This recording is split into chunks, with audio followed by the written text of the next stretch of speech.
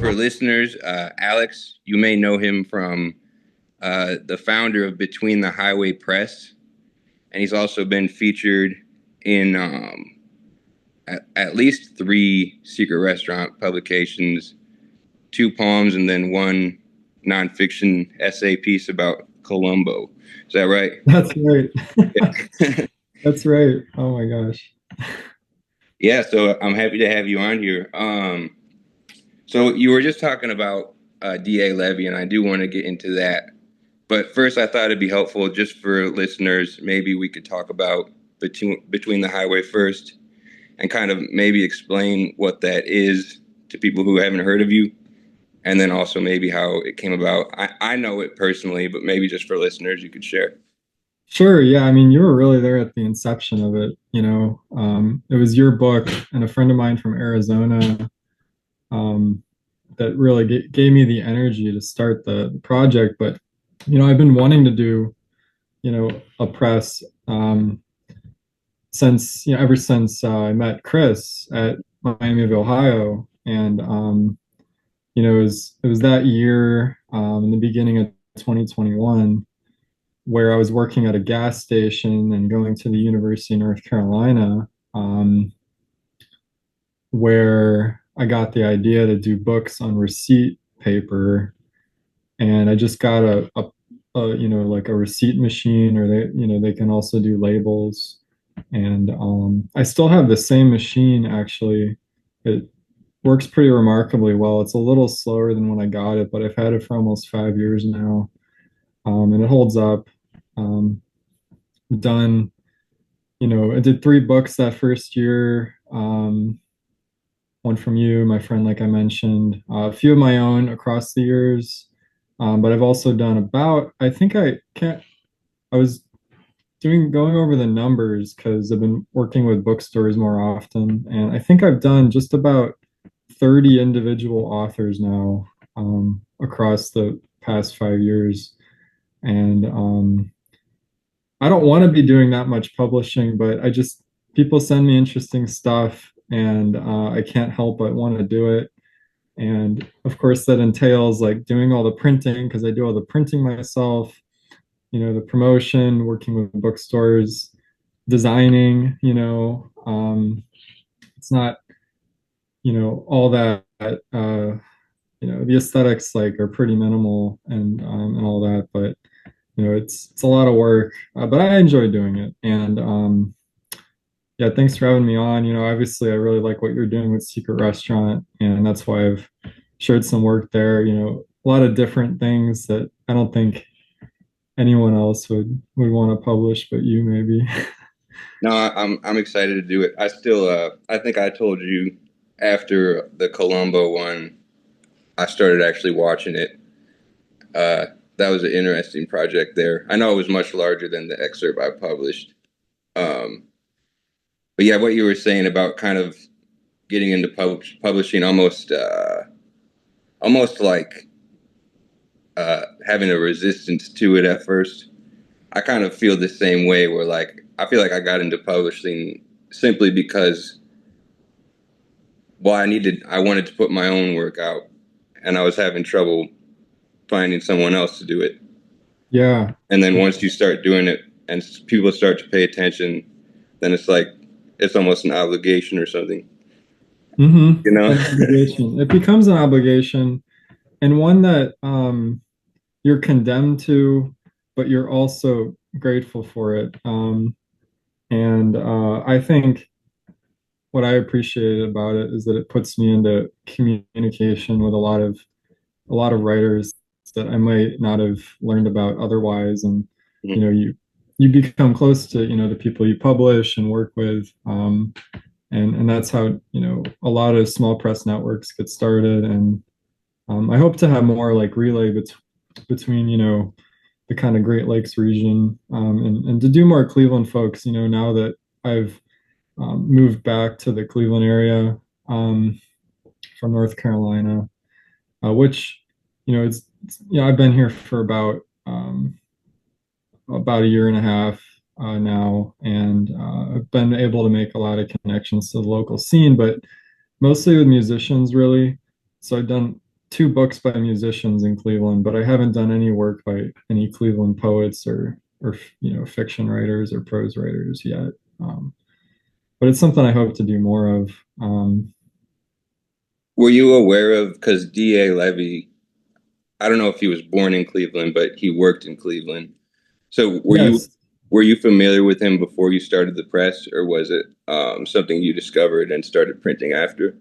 I became familiar with him before the press, and really it was just before I started the press, and Levy's publishing work was a massive inspiration for it. Actually, I didn't know about, even though I'm from the Cleveland area, just south of Cleveland, my family, is, you know, their origins are in the area too.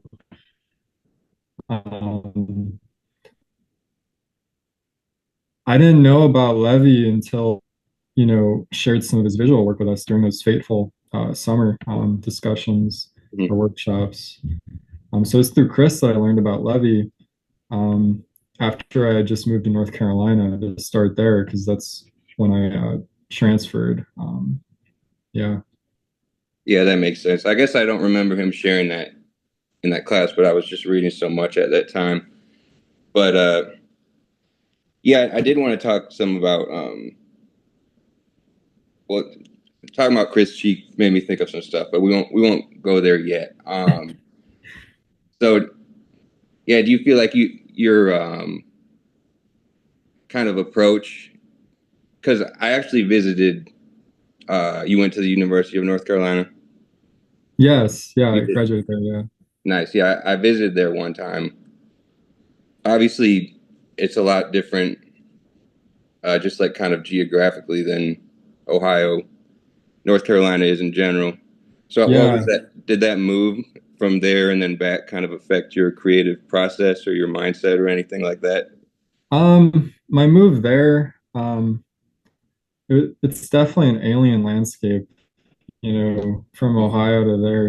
It's North Carolina is strange because it's got a lot of elevation changes and it's somewhat um, similar in that to the area of Ohio that I'm from, the Cuyahoga Valley. But there's large like pine. There's like a lot of pine trees, but then there's also a lot of tropical plants, and of Mhm. course the soil is very sandy. Um, and so yeah, it was like a culture shock and just an environmental shock for me. Mhm. Um, but it is where I came to, it's my first, scene, really like I didn't have a, connections to the literary scene here growing up because I grew up in a pretty small suburb of Cleveland and there wasn't really anything going on. There's no bookstore in Brecksville. There's a very small library. The school had some resources, but pretty limited. Um, and so it was in North Carolina that I met a lot of poets Mhm. who were active in the local scene. There was even a council of poets that I became a part of for the city of Carborough, which is just neighboring Chapel Hill. And there were reading series, there were, interesting bookshops, and so I felt, like I could play a role, in the culture of the area. And to a limited extent, I did, even though it was to like paraphrase Chris, when I was doing a bunch of like public like chalkings and giving out books, like I'm just like a dog pissing in the street. Um, and here in Cleveland, I feel like the same, but I don't do like as much stuff on the street anymore. Um, because I'm kind of enveloped in research. But something I really enjoy about Cleveland is that there's a lot of open mics going on because there's a pretty active music scene here. And there, of course, is a really active music scene in Chapel Hill and Carborough, but it wasn't something I really tapped into, which I feel like kind of a shame about because I know there's a lot of great, like, there's even like, what is it, Merge Records or something? I don't know. I think the Magnetic Fields they had a label in Chapel Hill. Mhm. But I really like the open mic scene here in Cleveland, and I've started to get to know some of the publishers here, and write. But I haven't. Yeah, that's the one thing is that I'd like to publish more local writers for sure. The closest thing I've done to it, like I said, is the musicians. Dave Ziggy of this local punk band, Sea Level, and then my friend Cameron Mays, who I did Probably Ohio this summer. And he's in New York now. So I did something with Joe Hall of Buffalo, and he's great. Um, but yeah, I don't know. I mean, have you done any local people for your press? Yeah, I mean, so I was in Chicago for 3 years, and when I was in Chicago, That's right. there's a pretty active scene there, and it felt like once I met a couple people and got them to send me work. I solicited a lot too, but once I met a few people in that scene, then all of a sudden I started to get more and more that I didn't meet in real life, um, which is cool. But their scene is pretty active there. But now I'm back in Iowa, and I know that there's like open mics and stuff here, but it's just taken me a while to start doing that again. I also feel like the thing about Chicago was that the communities and stuff were kind of like more people closer to my age or like 20s, 30s. And here in Iowa, where I live now, it seems like it's more like families and kind of. Right. I would have to kind of go out and look for certain scenes that are closer to my age, or like people who Right. don't have families and stuff. Not that that matters that much, but I just haven't. Chicago had a lot more success. Long story short. Hmm. Um, and then yeah, just friends from like that I've known a long time from Iowa. I've published some stuff here from uh, just people I've known for like 10, 20 years. But actually, one of the few chapbooks I published, Ellen Boyette, she actually graduated from North Carolina. I don't know if you knew that. Okay, yeah, I saw that book of hers. Yeah, I think the only I think I read Imprimatura, which is the Schumacher book you did. yeah. And then the periodicals are great. Uh, but yeah, um, yeah, I mean something I've been focused on lately, and what has been a focus of mine with the press is to try to open up like networks for people to get started Mhm, themselves. For a long time it was just putting together like some kind of comprehensive directory of contemporary publishers, and I kind of gave up on that.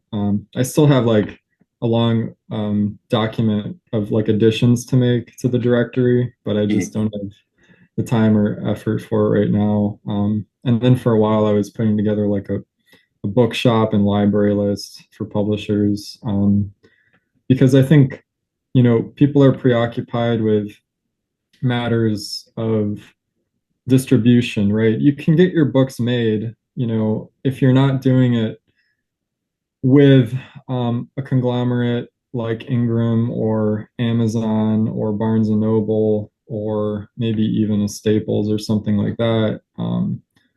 You can make books yourself in smaller editions. But then there's the question of distribution, um, and so that's something I've been working on myself with the press lately. And I haven't had a lot of success, but I do make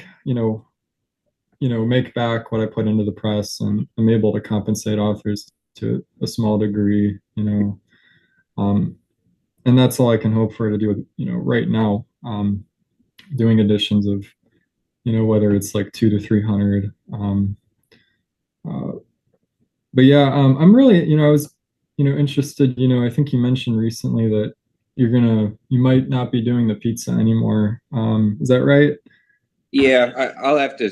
I'm always like in my mind going back and forth about things, but just because I feel like I did the first one, the breakfast one. I did 2 issues of that was kind of over a year, and then I went to the pizza ones that were kind of smaller. Hmm. But for whatever reason, now I'm kind of like, what else can I do? But Yeah. then maybe I won't think of anything, and maybe I'll just keep on doing the 20-page zines, they are way easier to mail and stuff than what I've Yeah, been doing in the past. yeah, yeah. The mailing, yeah, that's another thing with the receipts, you know. Um, I'm able to oftentimes, you know, just send envelopes to people like letters, you know. I don't even have to try to do media mail or any of that. And you know, it's great when I'm doing stuff internationally too. If I can send a letter, I can just attach international postage and you don't have to do a customs form because Yeah, that's terrible. I mean, you know, I can only imagine sending out, thick, perfect bound books internationally. Because, you know, another thing is that I try to keep like the cost of the books low, and I know that's something you're concerned with too. And, mm, you know, I don't usually like charge much shipping, you know, like I don't have any like shipping software like as a part of the website, you know. mm, I try to keep things, you know, simple yeah, for people, even though the website, I think, you know, it's not exactly all that easy to navigate. I like, you know, I like being a somewhat of a dinosaur of the internet. Um, yeah, you know, like the blog kind of aesthetic, it really appeals to me still. And people are still doing that, you know. Rob McLennan of this, he's a Ottawa-based publisher of this press above ground. He did a book of mine last year, and he's voluminous. I mean, he's so prolific as a publisher and as a writer. And he still, you know, he still does the blog, you know, and you have to pay him by mail, you know, or check, you know, by check or and stuff like that. yeah, Yeah, I like yeah. that. I was gonna say when you were talking about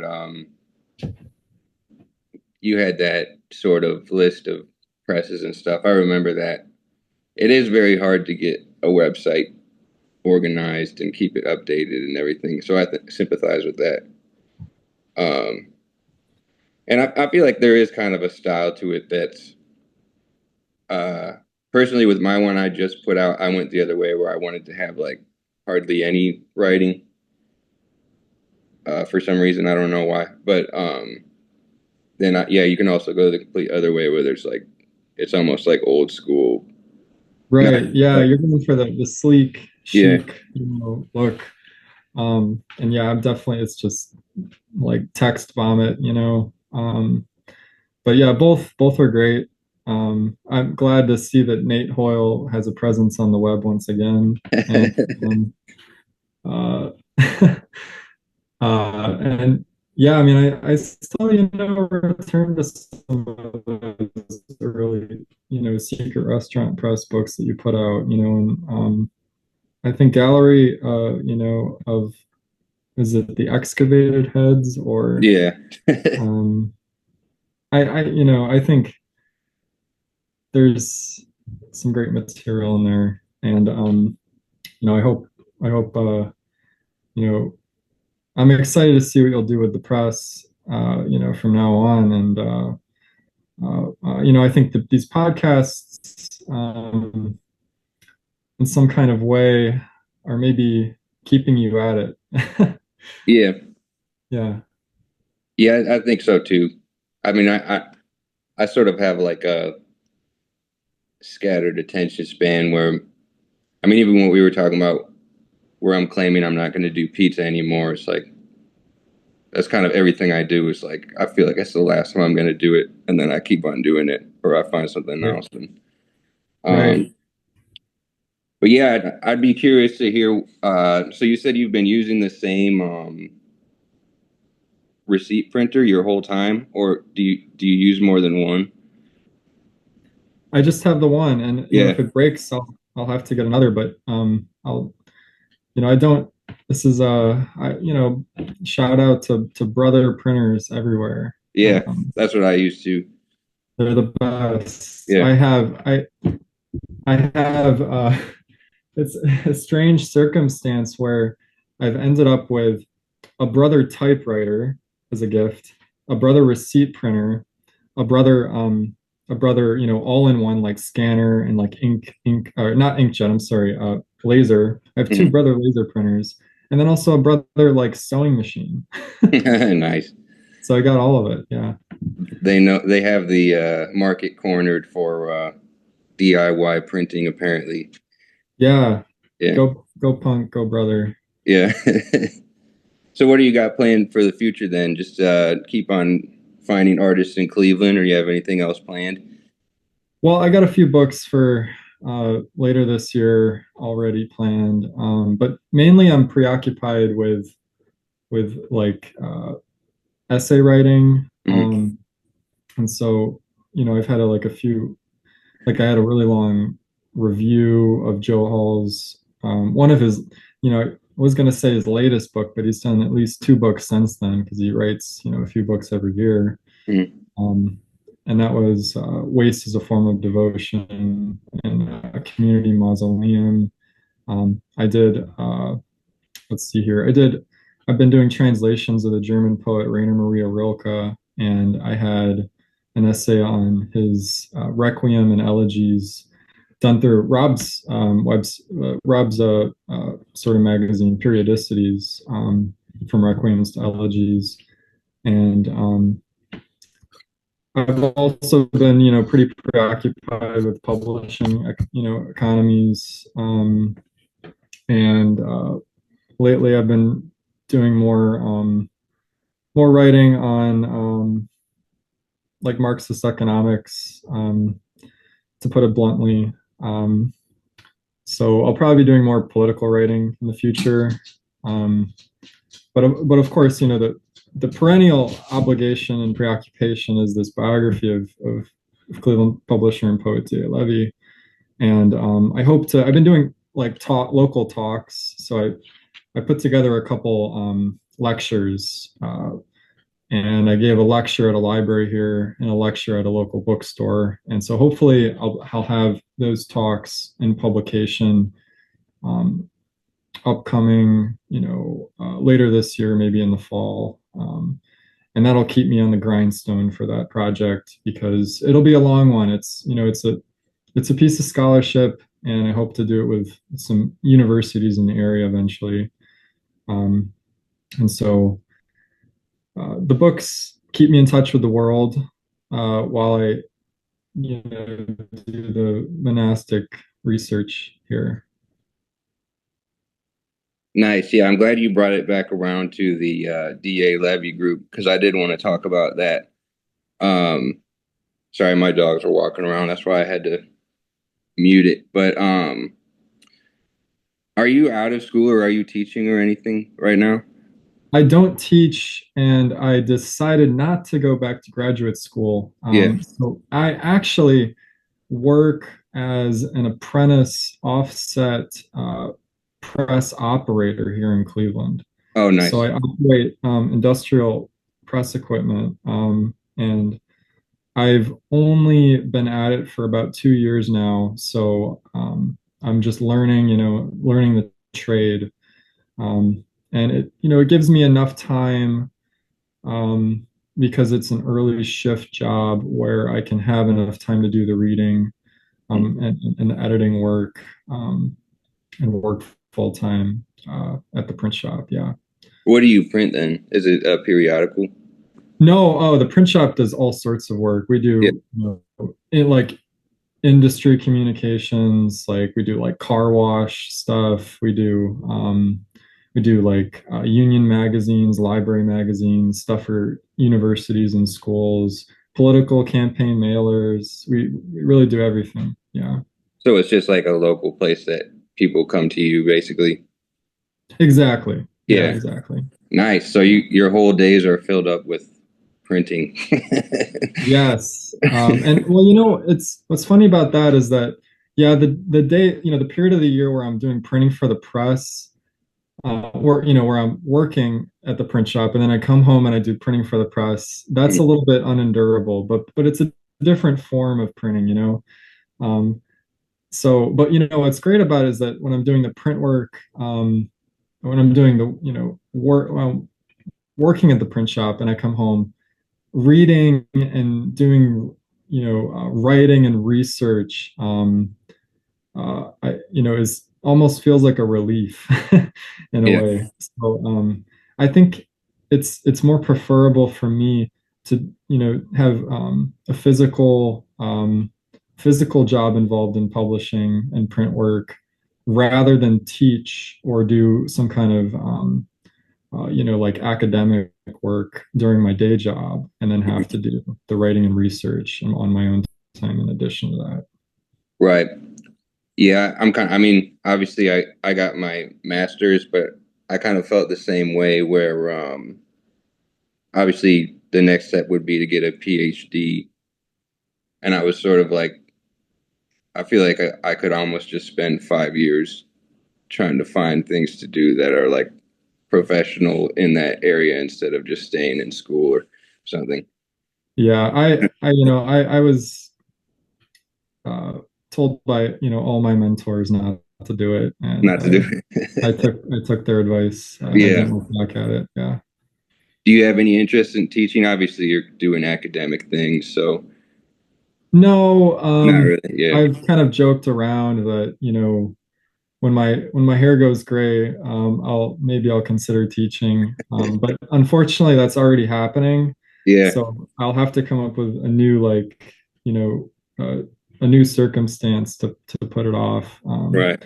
But I honestly I enjoyed tutoring. So I was a tutor, a writing tutor, Nice. Yeah. at the University of North Carolina, and I really like the one-on-one. And I think doing a class for me wouldn't be the best, but I really do enjoy hearing myself talk. So I could imagine lecturing. Right. Yeah, tutoring's fun. I tutored a couple years. But I did want to talk about this group though. I keep on distracting the conversation. So how did you get involved with this DA Levy group? Did you find them or did they find you? Oh, so I reached out to them. Yeah. So I, just reached out to a couple of the folks that are still around, and are, available. And so we meet about once a month. It's Levy's friend Kent Taylor, who now lives in San Francisco, Mhm. and Carl Kempton, who lives in Oceana, also in California. And we have other people on to talk, and they discuss, what they've been doing. They help me keep me in the loop for publications that are relevant, and of course, tell me, can answer any questions that I have, related to the biography and their own research too. So it's really helpful to have them, and it keeps me anchored to the project. So one of them actually knew Levy in real life. Oh yes, yeah, Yeah. they worked together doing books in the '60s here in Cleveland. Yeah, I was curious about that because obviously you said you're working on a biography. I guess I hadn't really thought about it because mostly I knew that you printed his work and I knew that he was into like the handmade zines and like kind of DIY publishing. But has there been a lot of his writing collected in like major publishers' books, or is he Not kind of from, not really? Yeah. not really. There has been some developments on that. He was just recently included again in a New Directions anthology of concrete poetry. And Hmm. so, that's how Chris introduced him to us also. He's mainly known in academia for his visual work. But yeah, there have been, people who knew him or in the area have republished his work, like Bottom Dog Press, Larry Smith, Ingrid Swanberg did Concrete and Etc., which is an anthology also, and they're both pretty good collections. The former, Mimeograph Revolution, is mostly critical essays on Levy. And there's been some other collections. There's a pretty irresponsible one done by, I believe, Seven Stories, um, by Mike Golden, which is mostly speculation about his murder, as Hmm. opposed to his suicide. And there's been scatterings, but recently for Between the Highway, I did a whole series of republications of his work. Yeah, so my task with the republications was to republish a lot of his lesser known long poetry and so works like Cleveland Undercovers have been republished and Suburban Monastery Death Poem, but a lot of works like Kibitz in the Sky, which he was publishing during his arrests and trials for obscenity and contributing to the delinquency of minors, Mhm. which has many sections to it. Usually, only sections of it are published, or other books like the Perhaps I series, or things like uh, Tombstone is a Lonely Charm. Um, and other works like that are often published in just sections of these anthologies, and so you don't get the full work. You don't get the full work published in an individual volume. And so I wasn't trying to do a collection, an anthology of his work, but I wanted to get get out versions of each of the publications as they would have come out from his press or others' presses at the time. And I've done this on the receipt format. And so, you know, it's not necessarily for, a project of documentation, um, but it's mainly for just spreading his work. I don't even, put any information about Between the Highway Press on the republications. And it was also a strategy for myself, doing the research for the biography to kind of select like a corpus of his work that I feel, would be the basis for my research and study, of his of different stages of his writing and publishing, because they're pretty intertwined. There were a few different, stages, as I see them, in broad strokes. Early on, he had a letterpress, and he would print in his cousin's basement, here in Bay Village, a suburb of Cleveland. And he did three of his books to begin with, on that letterpress. And so, the material itself, uh, is amenable to doing it on letterpress. Whereas the mimeographed work, comes out a lot more quickly, is done on the fly in a lot of cases, even if some of the longer poems, he went through a lot of manuscript drafts. That's not the case for a lot of the manuscripts. Otherwise, there would be a lot of collaboration between friends of his on the scene, including Kent Taylor, who's a part of the conversations, Tom Chris, who's still around, RJS, who's also still around, although a bit farther south now. Uh, and from the mimeograph, moving into newsprint also, which uh, you know helped him do a lot of the periodicals that he put out. You know, the periodicals transform throughout each of these different technical stages in his publishing work, from the letterpress to the mimeograph and then onto the newsprint versions. It really affects his work, and inflects it towards the visual aspects of it, especially when he gets to the newsprint editions of the Buddhist third class junk mail oracle. um, Although he's mostly known for the marijuana quarterly. Uh, but yeah, I for the republications, I mainly focused on a lot of the the individual books that he put out, as well as some of the longer poems that he had published in periodicals, and so all of that's available on the press. I would really encourage anybody, if they're interested in getting to know Levy's work, to get a free republication. I'll just send out a letter to you with any one of the books that you might be interested in. And any more than one republication, I just ask for a little bit to help with the shipping and the printing costs. What is your website again? Like, what's the full URL?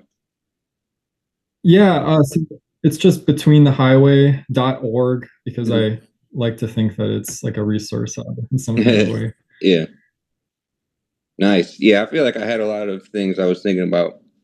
Um, I was particularly interested in when you were talking about his early stages of printing as opposed to later in his career. Um, Do you think that it would be wrong to completely reprint it this exact same way that he had printed one? Would that de Absolutely Yeah. not.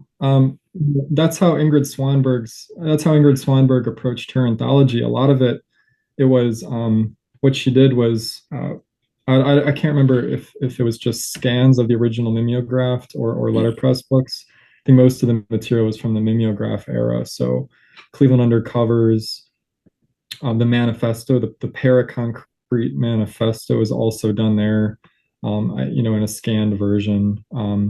So yeah, I mean that's been done, and of course with the visual work, there isn't really any other way to reproduce it other than to, to either to just scanned version. But you know, it's not that I wanted to take it out of its context, um, from its origins, in the letterpress printing or the mimeograph printing. But I feel it still maintains itself, in the form that I'm bringing it into on the receipt, because I'm doing all the print work myself, Mhm. and it's probably it's probably even cheaper than doing a mimeograph edition, or getting a reproduced version. I wouldn't I it would I would be uncomfortable seeing the work reproduced into a perfect bound book. So you Yeah. got mimeographed, like supposedly mimeographed sheets into a perfect bound book. Mhm. um just doesn't seem quite right to me. Like it would be And a the same I counterfeit. think with, Yeah. not uh, now I sound like a wine snob, but No, I'm with it you. just Yeah. I think the integrity, it's got to be like the book has this. It's not that the work loses its integrity in the process of reproduction, Mm. but that book itself, um, I think, needs to rely on its own methods of reproduction for its integrity. Not Yeah. as a product or commodity, um, but as a thing in itself, as the publication. It isn't the publication of the work anymore. It's Yeah. become, I guess to use like a pretty like arcane term, like it's being reified. The Hungarian philosopher Georg Lukács. Uh, the book, it's kind of like a mimic of itself in a way, at that point, or it Right. feels like a pantomime to me, and Yeah. I'm not going to criticize the Swanberg anthology for that because it's certainly probably the most widely available anthology of Levy's work, and I think it's a great resource. And it certainly was for me, when I was working at the gas station. I was reading that anthology behind the cashier register when I was starting the press. And if anything, I would highly recommend people look into that anthology and the Larry Smith D.A. Levy and the Mimeograph Revolution book, if they're at all interested in Levy, and pick up a republication. Nice. Yeah. Yeah, I'll have to look for that. But I was gonna say, I do feel like with your receipt project, it is maintaining the spirit of it just as much as if it were to be trying to use the like printing of the time. Like whenever I'm not sure how old D.A. Levy was when he first started printing, but like around the 60s, like the type of printer you're using now didn't exist, and it wasn't anywhere near existing. That's Like right. there were Receipts receipts. did Yeah. not exist in the printed form that they do now. In fact, the ISBN wasn't even introduced until 1967. Yeah. And so at that point, books were introduced into distributors and libraries without any form of the modern identification that they have now. Um, and so oftentimes it was easier for publishers to work with libraries and distributors because there wasn't that barrier. And it's not a monumental barrier to overcome, but it's something that I've resisted in doing for the press. Yeah. And yeah, I know. So Levy started in 63, actually. Okay. those first three books, and he had been doing experiments in '62 before then. The first thing he actually printed and told me was a business card for his cousin's father. Yeah. Nice. Yeah, I so I think I'm not sure if that exhausts the topic, but I would definitely recommend those publications for people if they're interested. Yeah. Um, nice. Yeah. So I guess we can move on because I did want to talk about kind of the related subject of we've already been talking about procedure in like the printed media sense, but we met through Chris Cheek, and I feel like when I was studying under him or them, there was like I was kind of opened up to a new world of poetry that was almost strictly procedural in how you created the actual text. And I feel like Yeah. when I read your work, there's a lot of that in yours as well. So Yeah, a lot of the early writing projects that I did through Between the Highway in particular were mhm, certainly had some form of procedure to them. Probably most notably that first book I did, Cattle. mhm, And then from on there, the Yezo Garland, which is purely ekphrastic work based on this Japanese photographer Shiraishi Chieko. mhm, Their book Yezo Garland, uh, or I'm sorry, Deer Path. My book was Yezo Garland. Uh, but since then, and at the time I was reading a lot of Jackson Maclow, who was a large influence on me, and he moved from procedure to procedure throughout his career, whether it was the biblical poems or I believe he did some work with Gertrude Stein's work later on, performances that he would do with different readers. And yeah, Chris, with the performative poetics, and where he really put me onto a lot of Flarf poets also, which in a way is almost the antithesis of like procedural material. Also like in the sphere of like David Anton's work.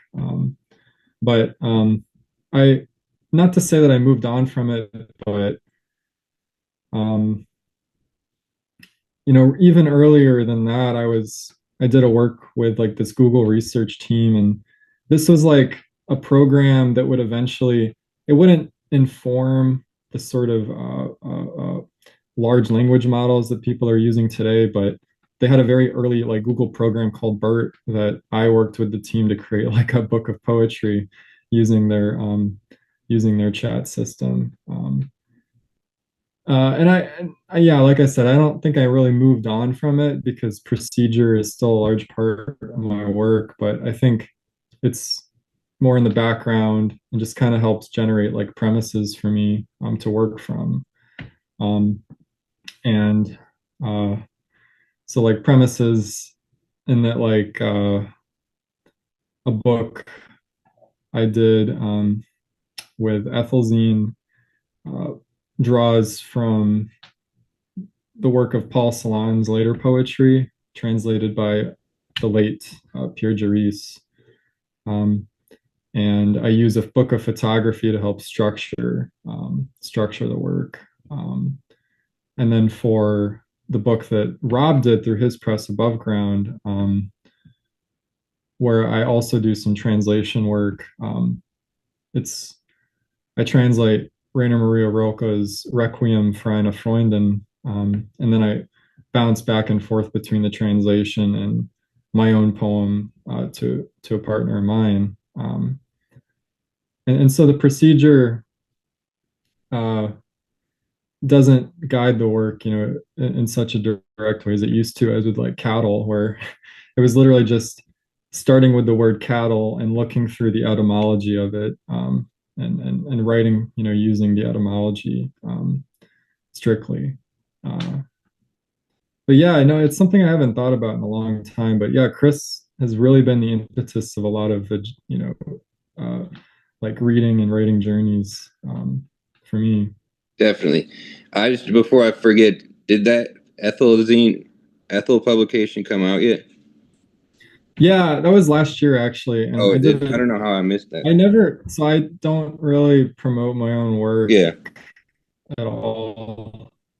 And as a result, like didn't like really sell any of it. So nice because I love that's that press. I've only actually held a couple of their books, but they're very surprising when you actually yes, see one. Yeah. Sarah's brilliant. Um, that's her sewing machine.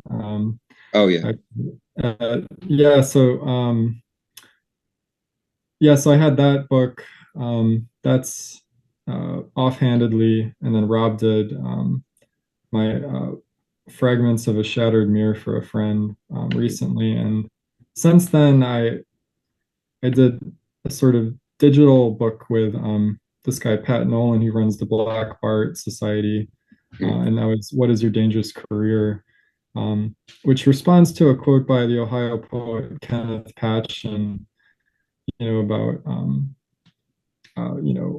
saying that he's the world crier. That is his dangerous career, and I I wanted to play with that quite a bit. And I also wrote a lot of material based on my experiences working in the print shop. Mhm. And I have this one that I'm proud of where I get pulled into the press and get crushed through it. Nice. But since then, I've been working on a few manuscripts and actually a novel too, um, Mhm. which has been my main preoccupation for the past few months, and the essay work. So the poet I haven't been reading a lot of poetry actually.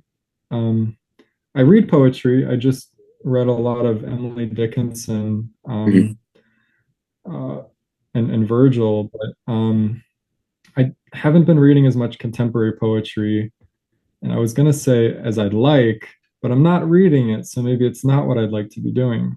Yeah. Yeah, I'm kind of the But same I way. always enjoy reading you, Nate. Thanks. Yeah. uh, yeah, I kind of go through a burst where I just find one poet, and then that's I like kind of collected works. I like finding one collected works every few months just to sit with that. But I don't really binge read poetry. But I was gonna say because, oh yeah, firstly, it seems like maybe maybe when I first met you, you weren't writing as much prose, and now you're writing more I prose. wasn't writing almost any prose, Yeah. no fiction. Um, I enjoyed essay writing for school, but it was, I Mhm. think school really is, I don't think any essays that I wrote for school have almost any merit at all. Yeah. I think if school is for anything, and I don't think anybody treats it like this, and almost any, even people going into PhD programs, but Mhm. you learn how to write critical and critical essays. Yeah. And I went to school and I wrote a shit ton of essays for a lot of classes. And if I look back at them, and I think almost all of them are worthless, except for the thesis I did and even that I feel is almost worthless at this point. And I think if anything, school is kind of a process where you can learn how to write critical essays, and that's what I'm most grateful, for putting myself through the academic process of learning how to do critical essay work. Yeah. That's definitely how Miami was. Miami University in Ohio for listeners, but they would definitely had their emphasis.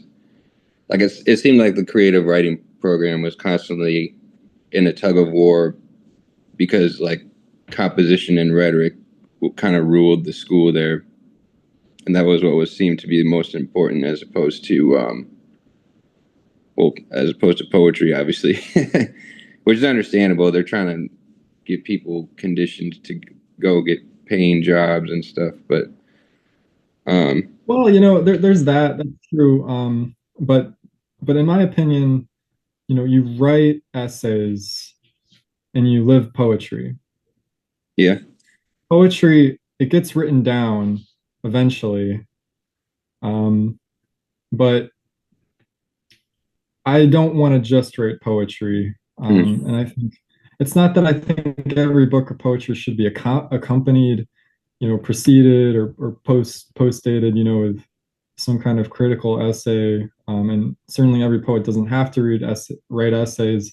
I don't want to read essays written by a lot of poets. And I certainly don't want to read a lot of poetry written by essayists, maybe either.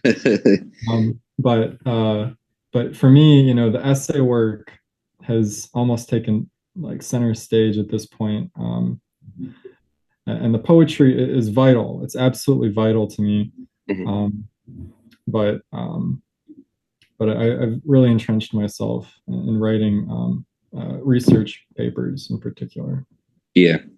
I was gonna say though, because I always, whenever I put out the publications, I always have a couple people that people are always bringing up to me, and one of them was I can't remember the name of it now, but I think it was the last. It was yours, and it was like a 10-page poem, and then it was at the end of one of the breakfasts. I think it was maybe a Buddhist meditation poem or something. Okay, so that the litany of radiant deer, which I That was it. recently like looked back at, for this talk. It actually I pulled it from an old like Hebrew poem. So the form of it comes from an old Hebrew poem from like the Old Testament, and then I kind of inserted like yeah like some like Mahayana stuff into it. And I love deer, Mm. so that's where that came from. And I honestly I kind of flabbergasted to see it in that issue. It's just like how did this get in there? It seems so out of place. It seems like something that shouldn't even be a part of the century, and it Yeah. isn't really, it isn't. Well, I think that's what you were saying at the beginning too, and I think that's why it stood out so much. It's like I think we started the conversation just talking about publishing sort of as a means to print things that are unexpected, or even things that are, to put things bluntly, like rejected other places a lot. And that's kind of how I got into it with my own work. And I think that maybe there's not enough of that in publishing of like major newsstand publications where something unexpected gets printed. And I think that's kind of why your piece at the last long poem in the first breakfast, I think, or maybe the second one, why that stood out to people was just because it was unexpected, and you Yeah, wanted in it. yeah, yeah. You don't have an editorial line,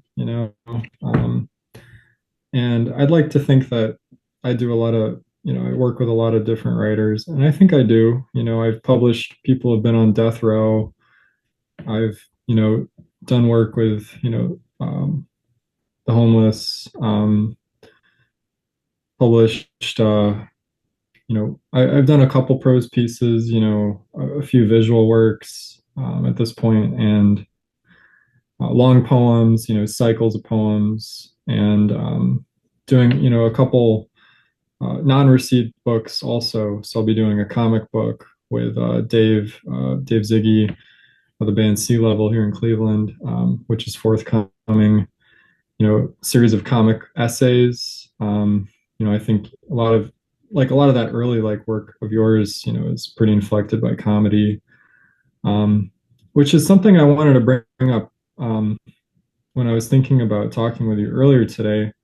Is that I've been listening to a lot of stand up actually from this Buffalo guy, Joe Pera, Yeah. who I came across through Adult Swim,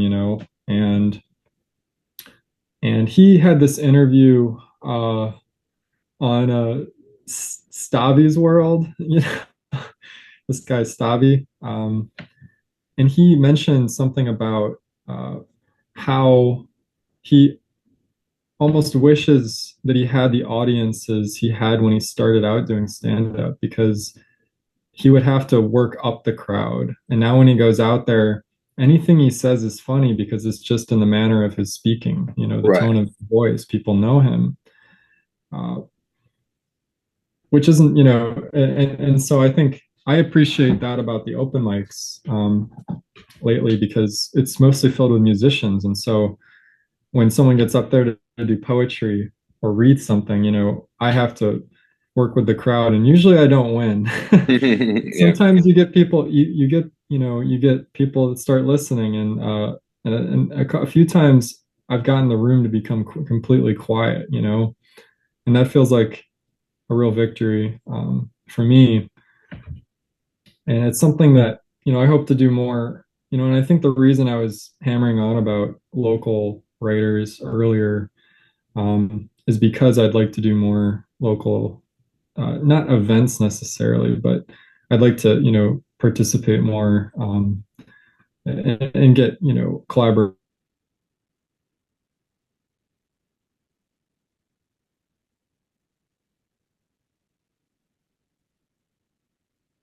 I was actually invited to do liner notes for a band here once through the press, and that didn't work out. But in general, like I'd like to be, kind of going across the literary scene and the music scene where I am. And I think that's where a lot of great collaboration can come out of, in any major city or even, small rural areas where there might not be as much activity. Yeah, that's what I was gonna say with so you're doing open mic nights that are literally not poetry open mic, it's just like music, straight up open mic nights. That's right. Yeah. Yeah. So that's way more challenging, I would imagine, to like get Yeah, but that crowd. Yeah. you have like, a few people there that and so it's not so intimidating. But I do occasionally, get people that are just stunned that someone is reading something up there every once in a while. They're like, one guy, I read a Rilke translation I did, and I'll tell you this, one guy came up to me afterwards, he said, I don't know how you got the balls to do that, man. And It's uh, hilarious. I want to do more of that. Not that I necessarily want to be running these, sort of periodical events, but I think it's important that there is they're not standoff. They're not just events, that you go to. They're not one-offs. That they're periodical. And I think that's what can be great a lot. Great about local publishers is that they do things periodically and that they have some form of endurance beyond beyond music because bands break up and form, even record labels, if they're not too large, they break up and form pretty frequently, and the same can happen with a lot of small presses. But event sometimes you get one or two people in an area who just who maintain the press, and they have endurance and discipline with it, and that's what I'd like to be doing for the area. Yeah. And because that's how I saw what Levy was doing, and even though his project only lasted 5 years, that's still 5 years, Mhm. and there was a lot of energy that was involved in that. And I don't think I quite have the same frenetic capabilities that he had, but I'd like to lean into the endurance of it. Yeah. Um, yeah, I always wondered, I think that doing poetry with music is one thing. This is kind of a full circle, vaguely talking about everything you were just talking about, but um, I was always wondering if like you could read poetry at like a stand-up event because Mm, those crowds are like notoriously not receiving of like the person at the microphone, and right. so I feel like it would be challenging. But I do think if it was a poet that was well known at first, maybe it would be better, or maybe if it was just like the right type of poetry. I don't know. I think it's more of a it has more to do with the quality of the poetry or the writing itself. Right. Can your writing speak to an audience that doesn't just come from a literary background, you know? Yeah. And the reason that not necessarily that I force myself into these situations, but it's to remind myself that I want to be able to speak to any audience and anyone, Yeah. whether I'm writing, political economy or, the biography or poetry. I want to be able to talk to anybody. Yeah. And I think that, I mean, Joe Pera is a comedian, but I think his show, especially, and his stand up could also be considered a sort of spoken word a lot of the time, too.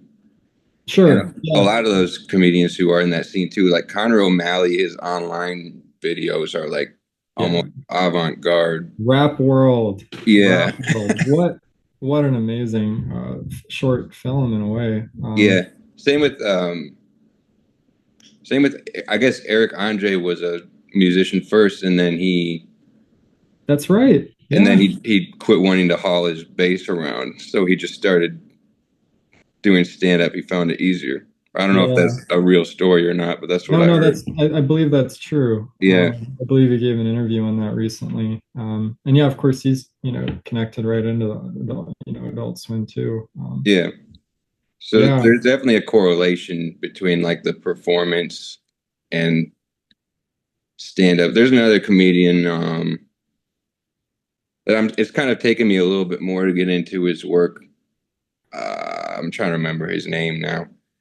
Chris Fleming. You sure. ever? Yeah, I'm familiar a he's little bit. almost like an art. He's almost like a performance artist more than a comedian too. In that way, where it's like it like embraces the audience, but it's also like it's its own vehicle Yeah, that yeah, doesn't even. Yeah, I think that's right. And I would associate them also with the New York guy, Eric Foyer, I believe, who does who's a real impetus behind the Characters Welcome. That's Characters Welcome venue in New York City. Um, but yeah, I mean, there's actually a venue here in Cleveland that puts on like they do like three shows simultaneously, and it's like music, poetry, and then a comic comes on. And it's not really my place, so I haven't been involved with it. But and it's also not open. You have to apply for it, which I'm not a huge fan of. But I think yeah, I mean cross pollination is important, and that's what I'd like to be a part of here. nice. Yeah, well, it's kind of a long ways away from where I am now, but down the road, I'd love to do something. If you ever have an event in the Cleveland area, I'd have to get a plane ticket, but Yeah, I guess so, because it's not quite as easy to get here from Chicago.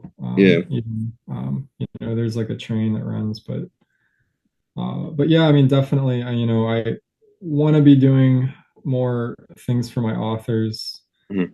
um, and I've tried to this past year uh, with bookstores and hosting, talks or readings and selling the books, um, but yeah, definitely, we're all up here in the not, I guess, I don't know if you wouldn't really, you're definitely firmly in the Midwest. You wouldn't say Northeast, would you? I don't know. That was a big debate. I remember. I feel like Cincinnati is Midwest, but once you get to Cleveland, it's kind of getting on the cusp. Oh yeah, I guess Cincinnati. Yeah, no, I didn't really think about that when I was down when I was down at Miami of Ohio. But Yeah, yeah, yeah, up here, the north, it's definitely doesn't feel like I wouldn't. It's funny, people say like Midwest, but it's Northeast. It's the North Shore. yeah, Have you heard that before? Yeah. yeah. Nice. Did you have anything else that you wanted to promote? I feel like we covered a lot of stuff, but Yeah, we were able to I was able to get most of it, I think, in. Um,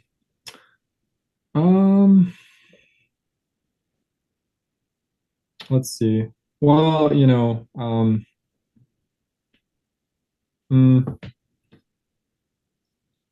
there was this really great series of essays published about the collapse of SPD. Um, uh, it's called Publishing Poetry Today and Tomorrow. Yeah. That was that distributor. Yeah, Yeah. this distributor collapsed. Boy, yeah, just about a year and a half ago now, Yeah. I didn't that use it was obviously, but I remember everyone was like they didn't know what to do.